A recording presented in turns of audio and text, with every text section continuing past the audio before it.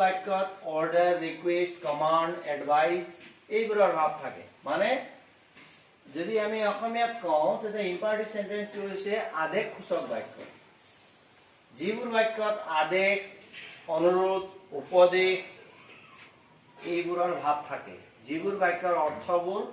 Order বুজায় request বুজায় advice বুজায় কমান্ড বুজায় এইবিলাকক আমি ইম্পাৰেটিভ সেন্টেন্স বুলি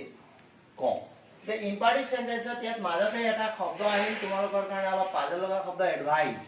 এডভাইস টু আমি এডভাইস আৰু এডভাইস এই দুটাৰ পাৰ্থক্য অলপ তোমালোকে এই সুযোগতে জানি লোৱা এডভাইস টু হৈছে উপদেশ ই নাউন ফৰ্ম আৰু এইটো হৈছে ভাব ফৰ্ম উপদেশ দিয়া এইটো হৈছে উপদেশ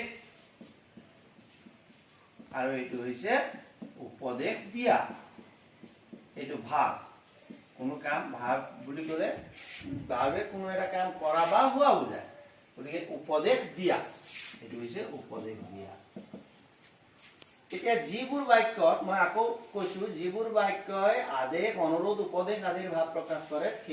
সেইবোৰকে ইম্পাৰেটিভ সেন্টেন্স এতিয়া ইম্পাৰেটিভ সেন্টেন্সৰ এক্সাম্পল যদি আমি দিবলৈ যাওঁ তেতিয়া হলে ইয়াত আমি ধৰি ললো Give me a pen. Give me a pen. Tell him a story. এইবিলাক অলপ তোমালোকে বুজি পাবলৈ অলপ অসুবিধা হ'ব পাৰে বাক্যবোৰ মই আকৌ সৰল বাক্যলৈ আহিছো যেনে Sit down, come here, open the door,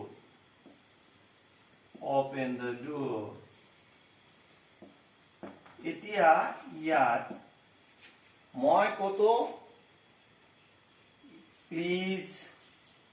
বা এনে জাতীয় শব্দ ব্যৱহাৰ কৰা নাই give me a pen মোক এটা কলম দিয়া এটো তুমি ইয়াত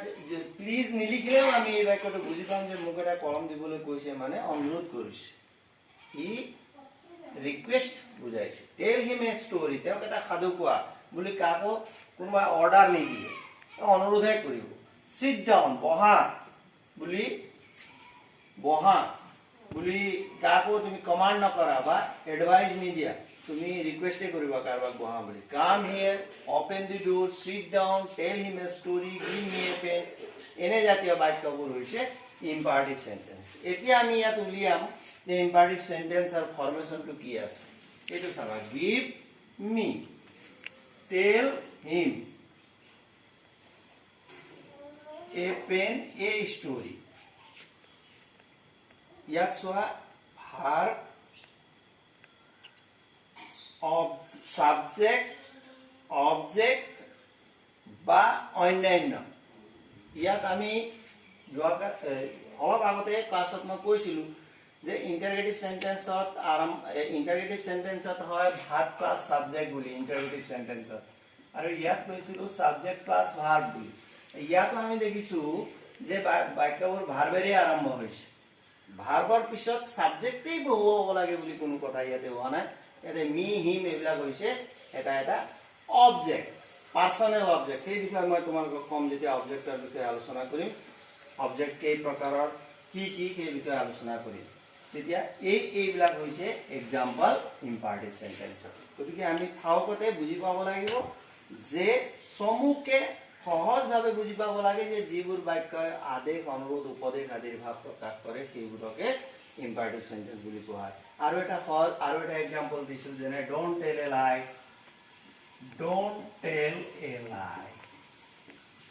এটা উপদেশৰ বাক্য ডোন্ট টেল এ লাই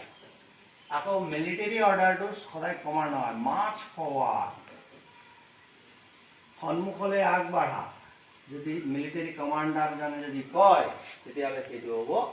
কমান্ড এইবিলাক হৈছে ইম্পাৰেটিভ সেন্টেন্সৰ এটা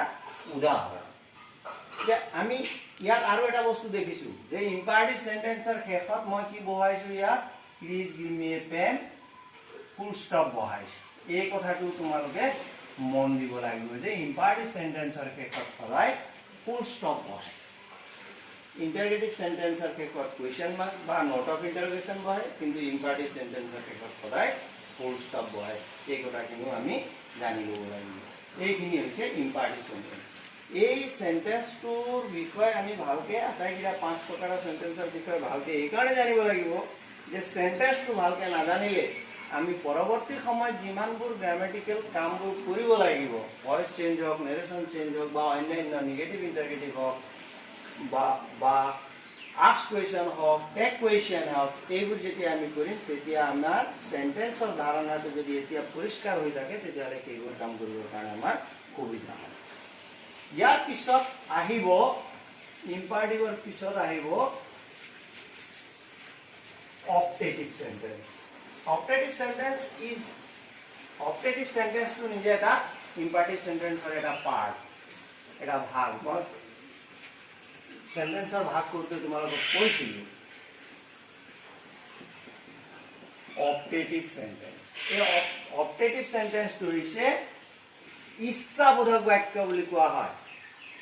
অসমীয়া যদি কোৱা যায় ইচ্ছাবোধক বাক্য বুলি কোৱা হৈছে ইচ্ছা প্ৰাৰ্থনা আদিৰ ভাৱ যিবোৰ বাক্যই প্ৰকাশ কৰে এইবোৰ বাক্যক অপটেটিভ সেন্টেন্স বুলি কোৱা হয় যেনে মে উইশ উইশ প্ৰে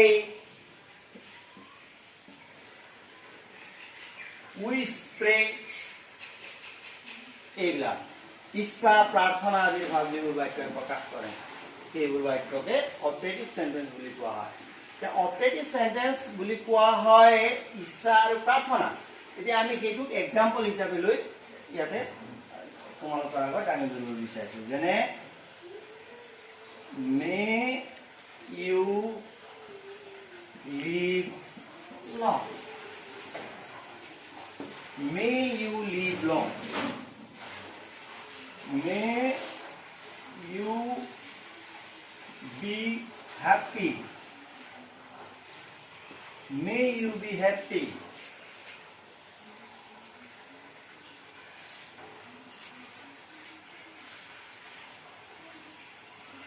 এটা ইয়াতে এই দুটা বাক্যত আমি দেখিছো যে বাক্যবোৰ কিহেৰে আৰম্ভ হৈছে মেৰে আৰম্ভ হৈছে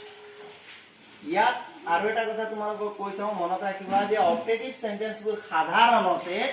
মেৰে আৰম্ভ হয় অপটেটিভ সেন্টেন্সবোৰ সাধাৰণতে কিহেৰে আৰম্ভ হয়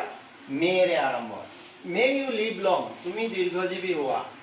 মই ইচ্ছা কৰিছো বা মই প্ৰাৰ্থনা কৰিছো ঈশ্বৰক যে তুমি দীৰ্ঘজীৱী হোৱা বা তুমি সুখী হোৱা এইবিলাক হৈছে এটা এটা ইচ্ছা বা প্ৰাৰ্থনাৰ সেন্টেন্স অপটেটিভ সেন্টেন্স পুনৰ মনত ৰাখিবা যে অপটেটিভ সেন্টেন্সবোৰ সাধাৰণতে মেৰে আৰম্ভ হয় বা কেতিয়াবা কেতিয়াবা লেটেৰেও অপটেটিভ সেন্টেন্সবোৰ আৰম্ভ হয় সেই কথাটো মই এক্সাম্পলটো বেলেগ এটা ইয়াত দি আছে তোমালোকে চাই লোৱা যেনে ইচ্ছা প্ৰাৰ্থনাৰ লগত প্ৰস্তাৱটো যেতিয়া আহি যাব তেতিয়া চোৱা let us play football let us play football ইয়াত আৰু এটা কথা তোমালোকক কৈ দিওঁ ইয়াত কনফিউজন এটা আহিব পাৰে তোমালোকৰ সেইটো মই একেলগে শেষ কৰি যাওঁ let me play football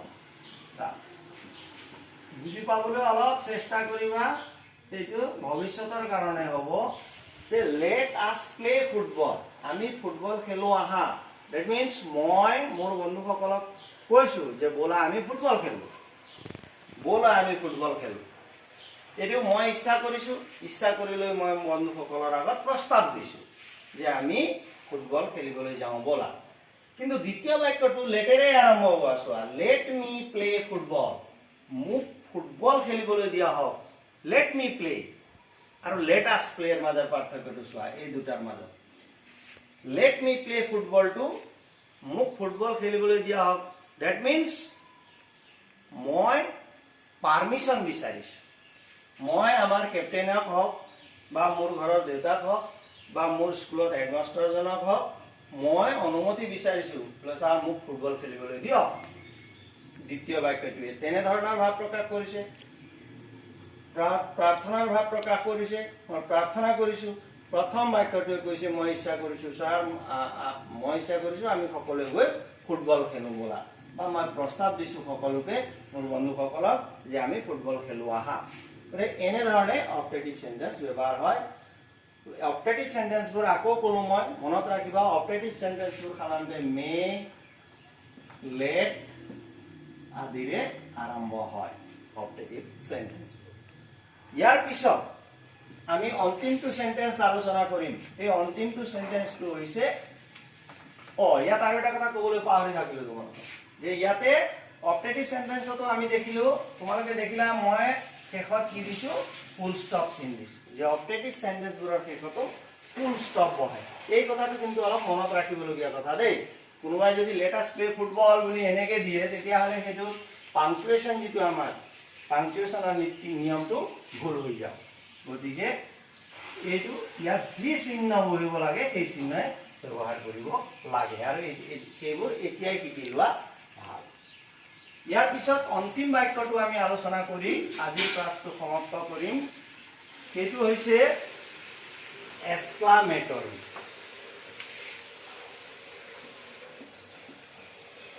exclamatory sentence exclamatory এই শব্দটোতে চোৱা exclamation ইয়াত কি আছে exclamation আছে exclamatory sentence টো অসমীয়াত কয় ভাৱবোধক বাক্য ভাৱবোধক কি কি ভাৱ প্ৰকাশ পাব ইয়াত সেই ভাৱকেইটা প্ৰথমে আমি বাছি উলিয়াব লাগিব যে কিহৰ কিহৰ ভাৱ প্ৰকাশ পায় এক নম্বৰ কিহৰ ভাৱ প্ৰকাশ পায় wonder আশ্চৰ্যৰ ভাৱ যিবোৰ বাক্যে আশ্চৰ্য সাৰপ্ৰাইজ এইটো একেই জাতীয় আচৰিত হোৱা তাৰপিছত আপোনাৰ হ্যাপিনেস বেছি কি ফূৰ্তিৰ ভাৱ প্ৰকাশ পায় sadness দুখৰ বেদনাৰ ভাৱ প্ৰকাশ পায় এনে ধৰণৰ মানে যিবোৰ বাক্যত কি থাকে উৎসাহ উদ্দীপনা হতাশা বেদনা আশ্চৰ্য আদিৰ ভাৱ থাকে সেই বাক্যবোৰকে এক্সক্লামেটৰী সেন্টেন্স বুলি কোৱা হয় এটা এক্সক্লামেটৰী সেন্টেন্সত চাবা অন্য বাক্যবোৰৰ দৰে এক্সক্লামেটৰী সেন্টেন্সৰ এক্সাম্পলবোৰ যদি আমি দিবলৈ যাওঁ তেতিয়াহ'লে ইয়াত কিছুমান কথা এক্সাম্পল লিখাৰ আগতে কিছুমান কথা আমি এক্সাম্পল লিখিলে কম বাৰু কিছুমান কথা আমি ইয়াত জানিব লাগে যেনে পঢ়ে we have won the game we have won the game alas he is no more বা undone বা no more whatever you write he is no more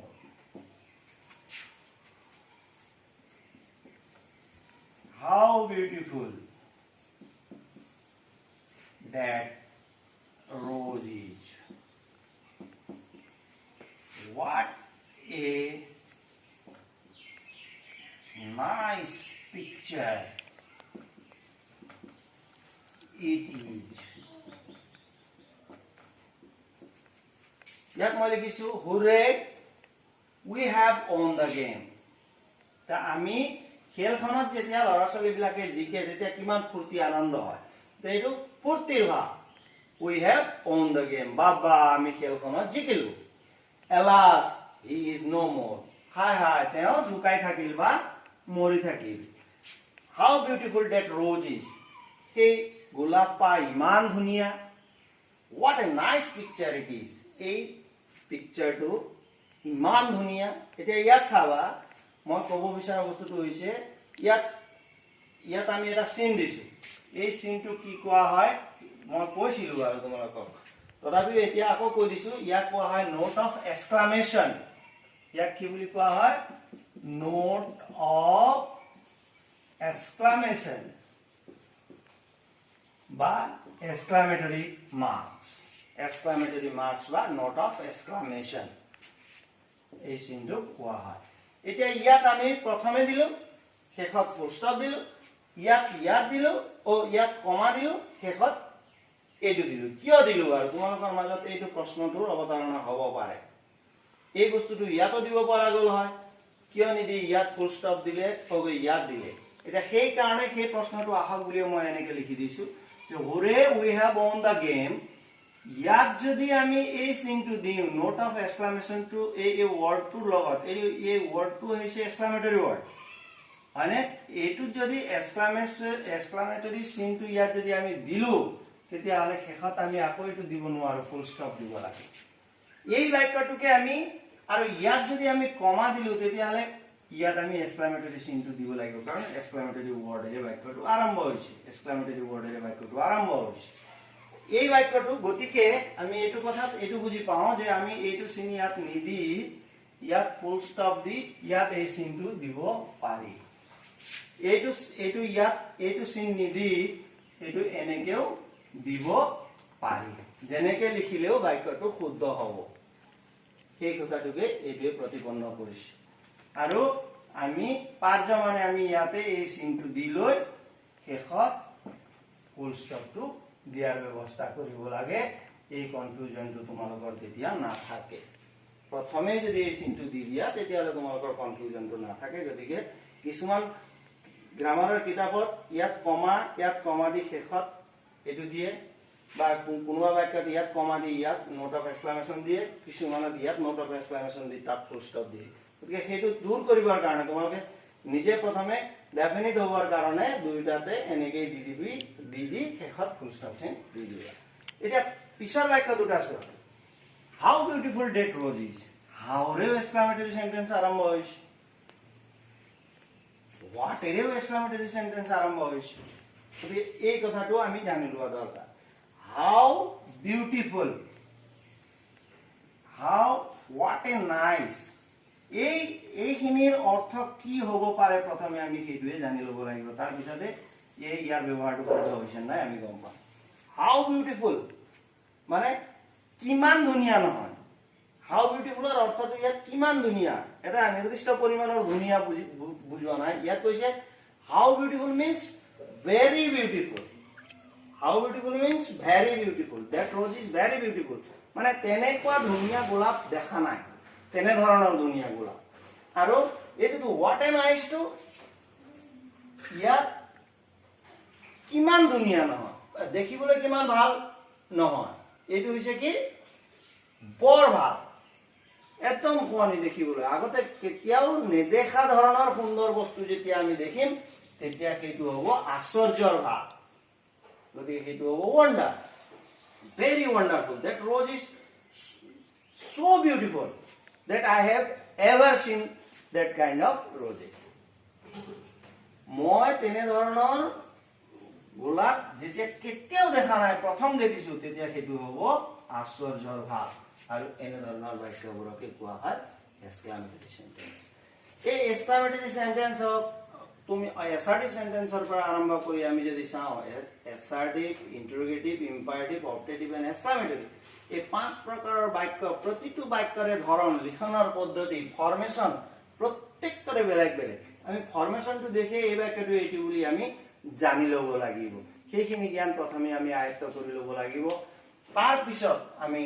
টেন্সৰ ধাৰণাটো আমাৰ পাব লাগিব। টেন্সৰ ধাৰণা পোৱাৰ আগতে অজস্ৰ সৰু সৰু কথাবোৰ আছে, যি সৰু সৰু কথাবোৰ আমি আলোচনা কৰিম। যেনে ভাৰ্বৰ কথা আৰম্ভ কৰিম। ভাৰ্বৰ নাম বেলেগ, ব্যৱহাৰে বেলেগ, ব্যৱহাৰ ভেদে ভাৰ্বে নাম সলাই থাকে। যেনেকে পানী নামৰ তোমালোকে কবিতাটো পঢ়িছিলা আগতে। মোৰ নাম পানী, মই জুলীয়া পদাৰ্থ, মোক যি ৰঙৰ পাত্ৰত থোৱা মই সেই ৰঙে লওঁ বুলি কোৱা হয়। যেনেকৈ পানী যেনেকৈ ৰং নাথাকে, ভাৰ্বৰো নিৰ্দিষ্ট নাম নাথাকে, ব্যৱহাৰৰ ওপৰত নিৰ্ভৰ কৰি ভাৰ্ববোৰ বিভিন্ন ঠাইত বিভিন্ন নামেৰে ব্যৱহাৰ হয়। ক'ৰবাত হয়তো বি ভাৰ্ব হৈছে, ক'ৰবাত সেইটোৱে মেইন ভাৰ্ব হিচাপে হৈছে, ক'ৰবাত সেইটোকে বি ভাৰ্বৰ এটা ৰূপ হিচাপে বেলেগ এটা ফৰ্মত ব্যৱহাৰ হৈছে, হয়নে? ক'ৰবাত ষ্ট্ৰং, সেই একেটা ভাৰ্বে ক'ৰবাত আমি দেখিছো ষ্ট্ৰং ভাৰ্ব নাম কৈছে, আকৌ অন্য এটা ভাৰ্ব উইক ভাৰ্ব কৈছে, এইবিলাক অজস্ৰ। তাৰপিছত ক'ৰবাত কৈছে আকৌ কি অক্সিলাৰি ভাৰ্ব কৈছে, আকৌ অক্সিলাৰি ভাৰ্বৰো ভাগ কৰি দিছে। এনেকৈ অজস্ৰ আলোচনাবোৰ আছে। সেই আলোচনাবোৰ আমি একদম পৰ্যায়ক্ৰমে লাহে লাহে লাহে লাহে আলোচনা কৰিম। প্ৰথমে একেবাৰে যিটো গুৰুত্বপূৰ্ণ কথা, এই গুৰুত্বপূৰ্ণ কথাটো আমি তোমালোকৰ লগত আজি আলোচনা কৰিছোঁ সেন্টেন্সৰ ভাগখিনি। ইয়াৰো প্ৰথম আলোচনাৰ প্ৰথমতে কৈছিলোঁ যে ইয়াৰো 3টা সেন্টেন্স যি আছে গঠন অনুসৰি সিম্পল, কম্পাউণ্ড, কমপ্লেক্স, সেইবোৰ জনাৰ আগতে আমি ক্লজৰ বিষয়ে জানিব লাগিব, আৰু কিছুমান বস্তু জানিব লাগিব। সেইবোৰ আলোচনা কৰাৰ পিছত আমি সিম্পল, কমপ্লেক্স, কম্পাউণ্ড এই বাক্যবোৰ আলোচনা কৰিম। তাৰ কাৰণে অলপ সময় লাগিব। তোমালোকে প্ৰতিদিনাই ক্লাছটো যদি মন দি চাই লোৱা তেতিয়াহ'লে এটা পৰ্যায়লৈকে আমি এই বন্ধৰ সময়ছোৱাত যাতে তোমালোকৰ কোনো ধৰণৰ অসুবিধা নোহোৱাকৈ ইংৰাজী ব্যাকৰণ শিকি যাব পাৰা, আৰু লগে লগে অন্যান্য ছাবজেক্টবোৰো সমাজ বিজ্ঞানৰ আলোচনা কৰা হ'ব, এইবোৰ শিকি যাব পাৰা। সেই আশা ৰাখি আজিৰ ক্লাছটো মই ইমানতে সমাপ্ত ঘোষণা কৰিছোঁ। ধন্যবাদ।